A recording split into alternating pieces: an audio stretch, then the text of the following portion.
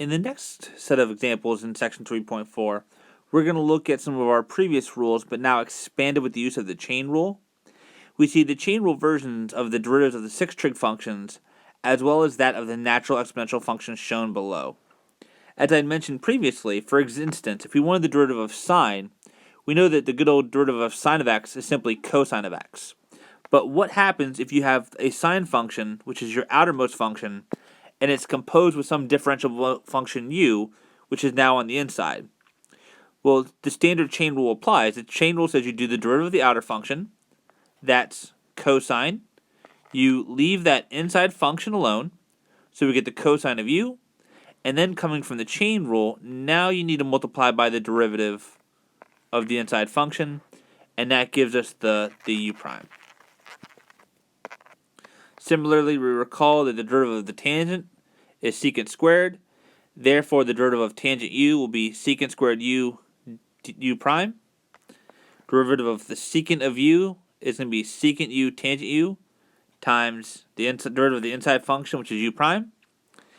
One that I think does kind of bear note, and I think something that oftentimes confuses a lot of students, is what composition looks like with exponential functions. Okay, again, we're used to the good old classic function e to the x.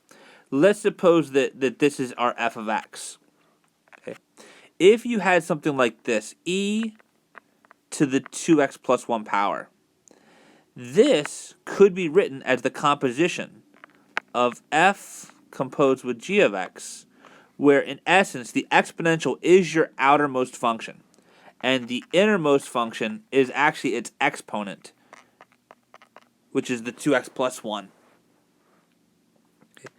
Similarly, let's suppose we had e, and let's take e and raise it to the sine of x power. Well, this too, again, could be thought of as a composition. I'm going to stick to the f and g notation just so it's familiar.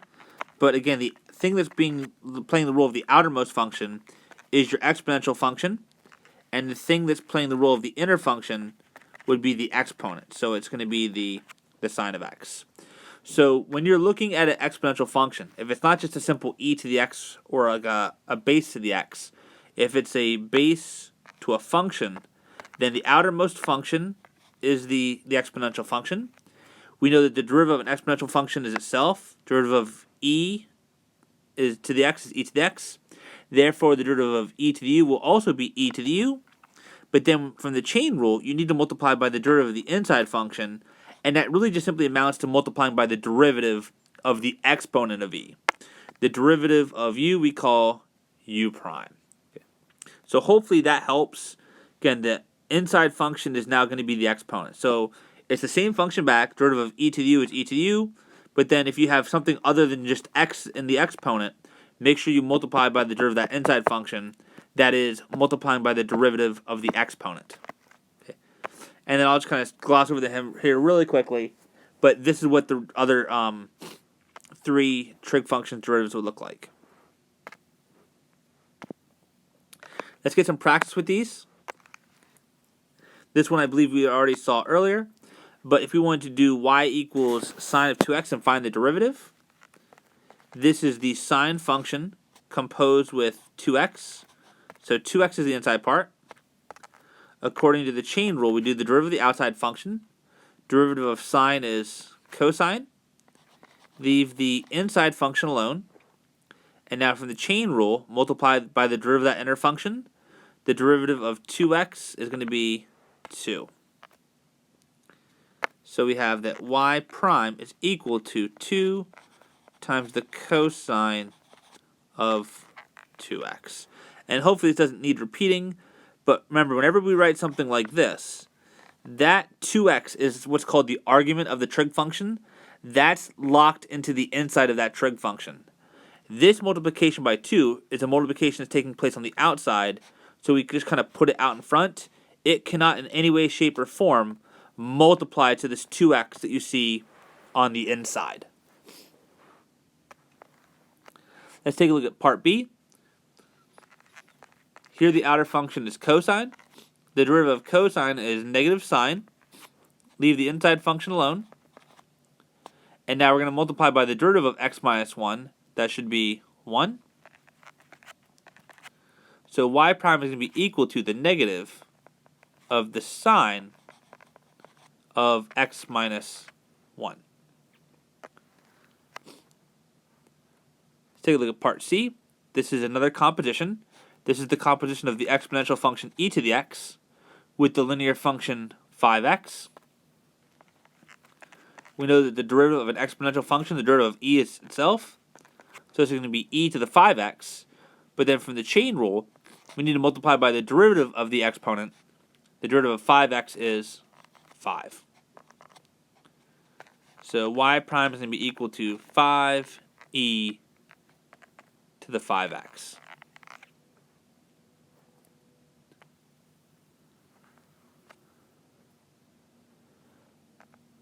Let's do some more of these.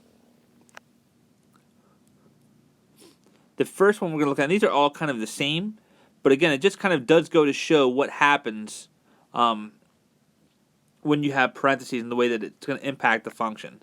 And it's kind of implied here, and they really should put this, but it's kind of implied that this is the cosine of 3x squared. The outer function is cosine, the inner function is 3x squared.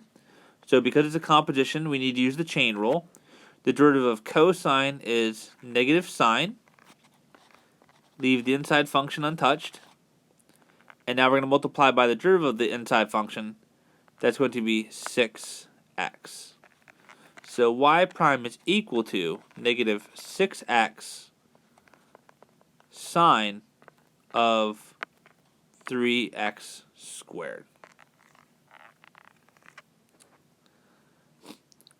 Part B, you got to be a little bit careful with. So this is one you won't really typically see a whole lot of, but we have the cosine of 3. That's a number, that's a coefficient, and that's multiplying to x squared. So this one here isn't a chain rule at all, it's just a constant multiple rule.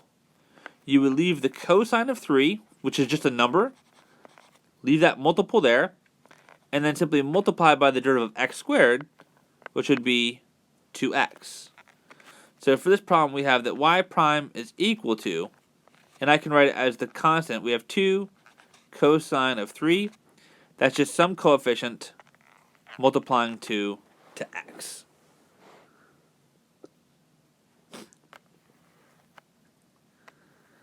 Let's take a look at part C. Part C is a very important one because in part C, we actually have a threefold composition here. The outermost function is the cosine of x. Inside of it, we have something being raised to the second power. And inside of that function, we have a polynomial, just a basic linear function 3 to the x. In general, the chain rule can be extended to the derivative of any number of functions. So instead of having, let's say, the composition of 2 functions, let's suppose that I have 3 functions altogether that are being composed. Okay. What is the derivative of f composed with g composed with h? And the answer is you can use the chain rule twice by working your way from the outside in to answer that question.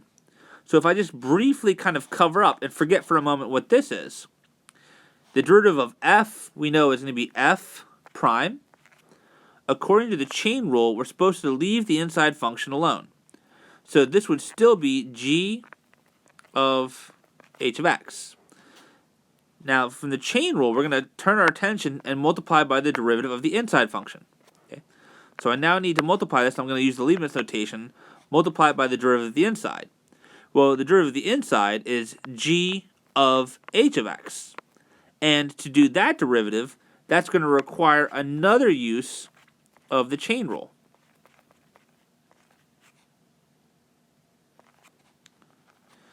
We do the derivative of the outer function. So I'm going to do the derivative, that's going to be g, leave the inside function alone, and now I multiply by the derivative of the inside function, which would simply give us h of x. And you can do this if you have a 3, 4, 5, any fold composition of functions, the chain rule would apply. So let's start off with this one, working our way from the outermost function n. We need to begin by the derivative of the cosine. We know that the derivative of cosine is negative sine. leave the inside function alone. Now I need to multiply by the derivative of the inside function. This is another composition starting with the second power. I would bring the power down, reduce the power by 1, leave the 3x alone. And now, from the chain rule one more time, I need to multiply by the derivative of the innermost function, which is 3. So we get this. So y prime is equal to, now be careful, this part here, that's locked. That's the argument of the sine function. So that's locked into the sine, but we have a negative times 2 times 3x times 3. That should give us a negative 18x. 2 times 3 is 6. 6 times 3 is 18 times a negative 1. So we get a negative 18x times the sine of 3x squared. Okay. So I did part C this way in particular. I like to do this every year because it kind of illustrates and expands the idea of the chain rule to any fold composition. However, another common rule that we talked about in class is if you can rewrite something ahead of time before you can take the derivative and it makes your life easier, by all means do that. In particular, if I started off, notice that what we had here was the cosine of 3x squared. We could have actually rewritten this and squared the argument on the inside and ended up with a 9x squared inside of our cosine. And now written like this, that would only require one use of the chain rule.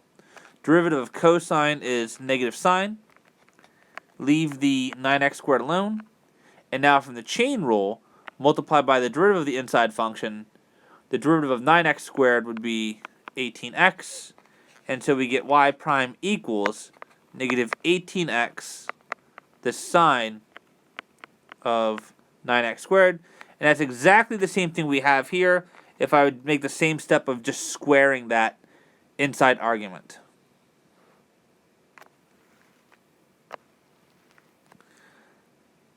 Speaking of rewriting, let's now take a look at part D. Again, it's helpful, especially in my opinion, when you have trig functions being raised to a power, to kind of rewrite the notation so that the power is on the outside. Cosine squared of x means the cosine of x, the value squared. So we see that it's a composition, and the outermost function is the squaring function. We can use the chain rule. It says bring the power down. Going to reduce the power by 1. Leave the inside function alone. And now multiply by the derivative of the inside. The derivative of cosine we know is negative sine. So y prime is equal to negative 2. I'll write it sine x, cosine x.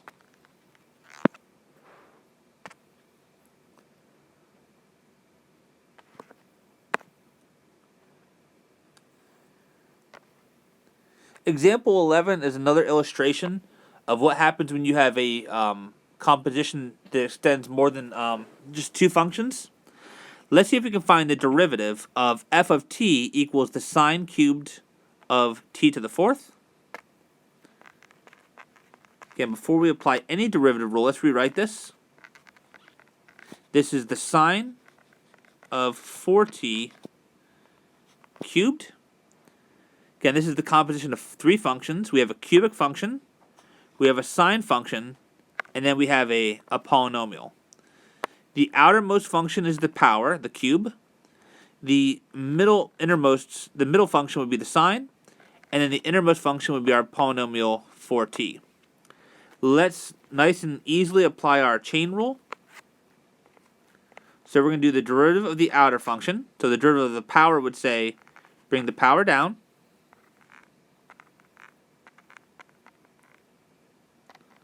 Reduce the power by 1.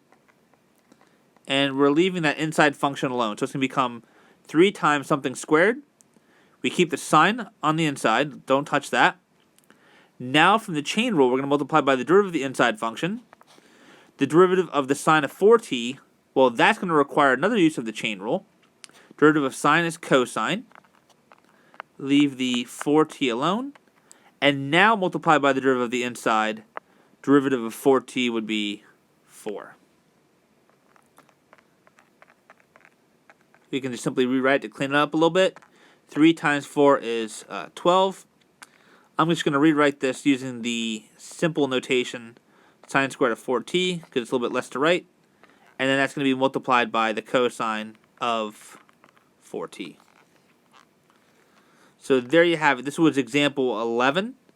F prime of t is equal to 12 times sine squared of 4t times the cosine of 4t.